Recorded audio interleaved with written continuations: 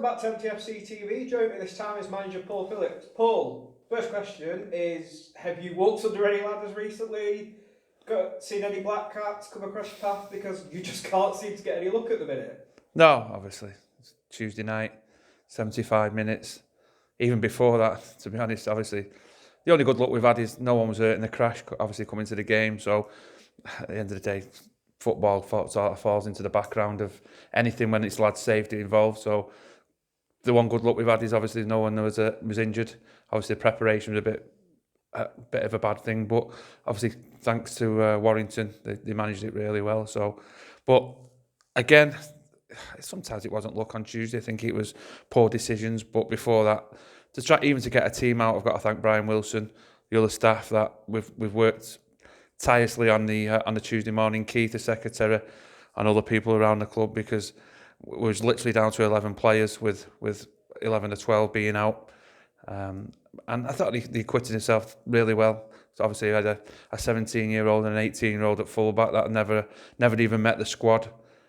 Two centre-halves that have been here a while. Obviously, a keeper that's only played 3 games. But there's no excuses. We conceded goals, but my positives were we played some really good stuff. Judy Ebo and Marsh were unplayable. Chib played well. Dan Turner come on, created a goal and scored a goal. And you've got to take the positives out of a negative situation. And for me, we've got to build on that. I've just said to the lads in there before we've gone out training that we played okay for 45 minutes on Saturday against Hyde. We played all right, even better, on Tuesday against Warrington, against the title contender. And then on Saturday now we're playing Nantwich, who are up there as well. So we've got to play well for 90 minutes. But I think, all in all, I speak to Warrington's manager, Paul Carden, and he said we deserve something out of the game. But you don't always get football what you deserve. So we've got to make sure we dust ourselves down and go again against a good Nantwich team on Saturday. And I know for a fact we communicated back and forth throughout this week. It's been tireless effort from yourself, from Brian, as you said, from Dave. You're on the phone constantly trying to manoeuvre to bring in players, but you're just on that injury side of things. It seems every time you get a player fit, you think, right, this is going to be the 11 going forward. You hit another snag in the road. Have you ever experienced this before in your management career? No, I haven't. But it made to test you, isn't it? Obviously, as you've seen tonight, the evidence is there that I think we've got 12 out training on the pitch, and I think there's 12 or 13 in there that's having treatment. Hopefully, get 1 or 2 back coming on Saturday. But no, I've never known that. But I've said it all along. We can't just. Everyone gets injuries. It's just my biggest point's been that it's been mainly in one area. It's you lose 3 defenders or you lose 3 attackers and you lose 2 midfielders. So you just can't get any continuity with people. Obviously, we've lost Big Stewie for a while now. Spencer Harris is banned, so that's no thing. Obviously, Dino's banned Saturday. But we've got to dust ourselves down, like I just said to the lads. Only way we'll get out of this and only way we'll start putting points on the board is by working hard, as they did for 75 minutes on Tuesday. But we've got to start making the right decisions in the right areas, and the experienced lads have got to be there and guide the younger kids that we've had to bring in because of the hour of need. I know you've said yourself you're not a fan of chopping and changing, but it's needs must. I think you were pretty clear when I spoke to you that you're not bringing players in willy-nilly because you fancy it. You're having to bring players in just for a need of getting a squad together on match days. Is it a case of you're still constantly on the phone looking to add to the squad, or are you now hopeful you get 1 or 2 back for Saturday and you should be able to get some sort of regular rhythm back? Hopefully, I think you look at the players that we've brought in that to try and strengthen the squad, and that's no disrespect to the lads that we brought in. Obviously, Charlie's come from Chesterfield, so unfortunately we couldn't get him on Tuesday because what had happened on the pitch. But I think you look at Alex Byrne, great player, as we've seen. Judy Ebo, top draw, I thought it was unbelievable on Tuesday evening.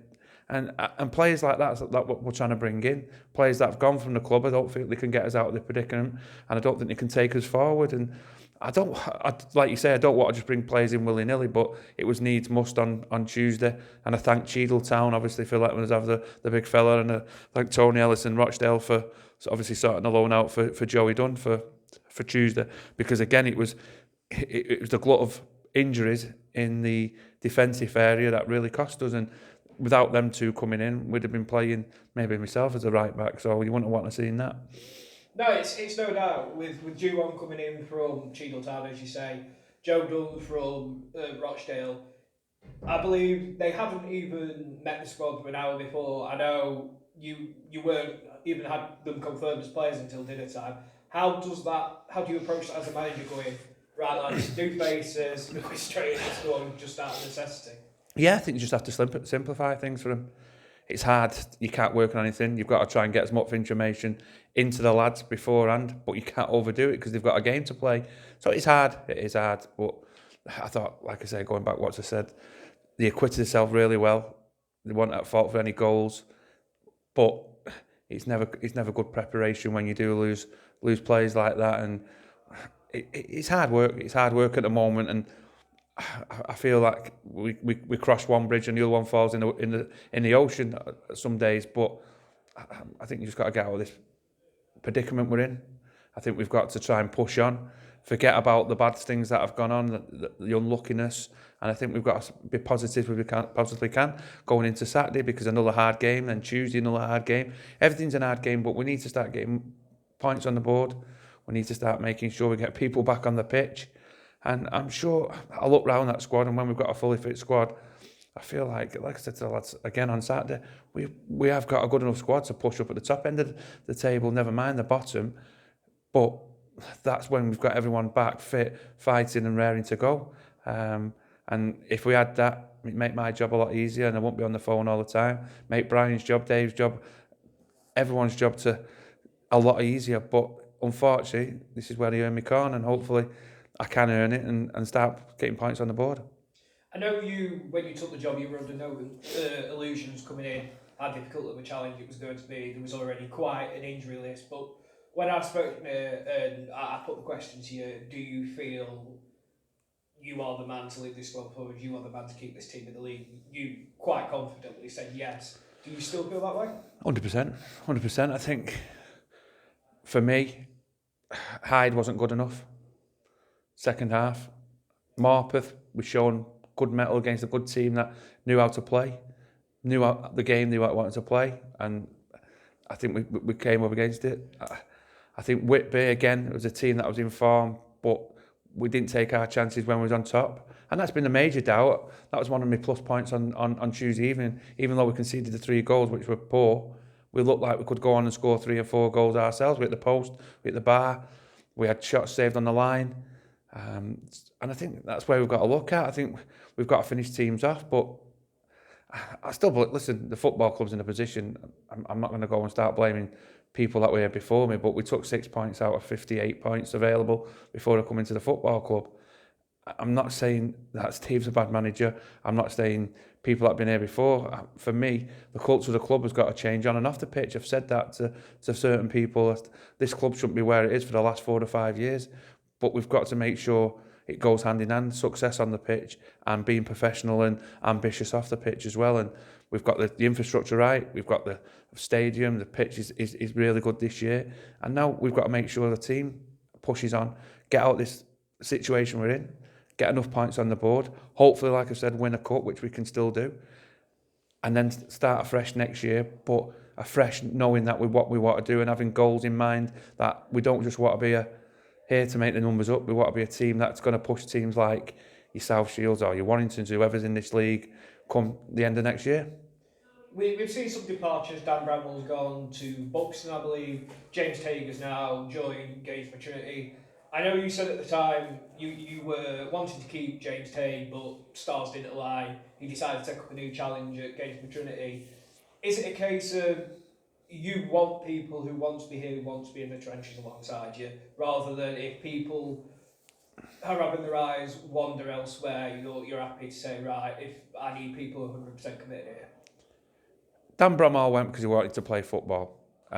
So fair play to him. He wasn't getting games here under me. He wasn't getting games here under the previous manager. So I couldn't stand in the kid's way. I'm not saying he's never going to be a good footballer. He was a tremendous footballer, but at the moment in time, he just didn't understand the game for where we want to be. Physicality. He's a really, in 2 or 3 years, I hope he goes on and becomes a league player again, because I think he's got it in him. But at the moment in time, we don't have time to wait for that.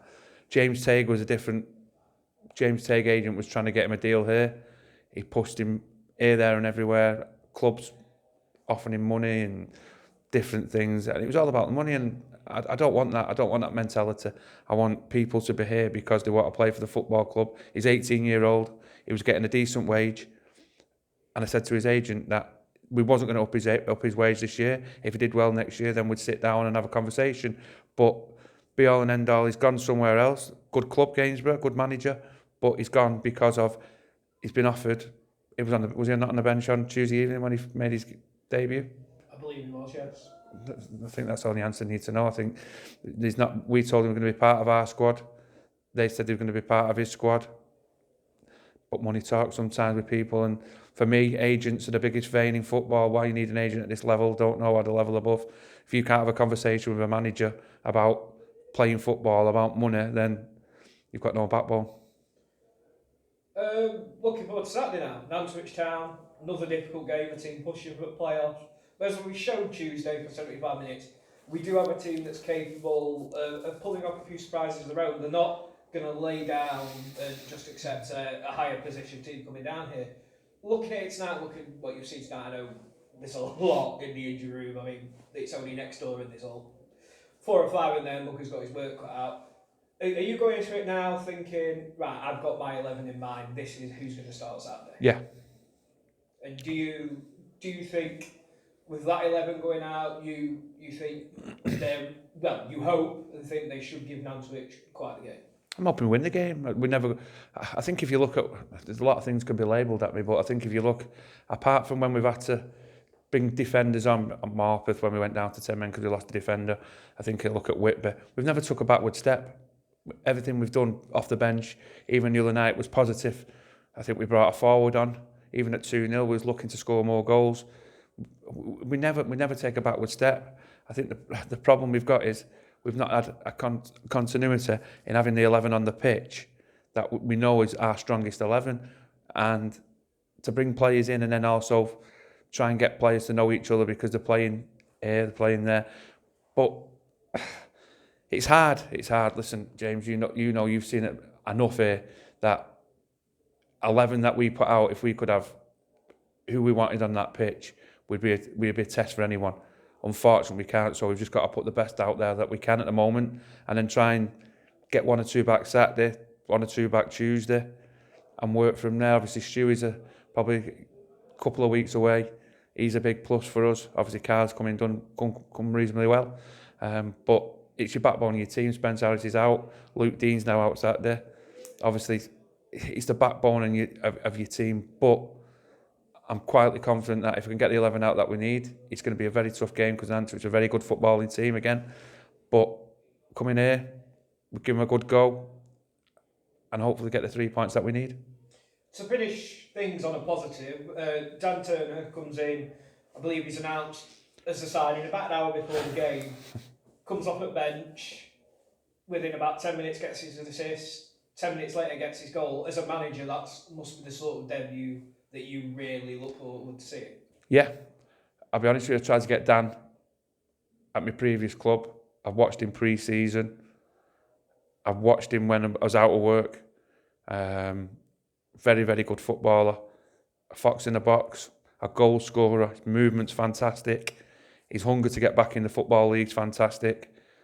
And he wants to succeed in football, exactly what we need to hear. I think he will do. And you've seen on Tuesday evening that I think he made the first goal for Jude with his movement.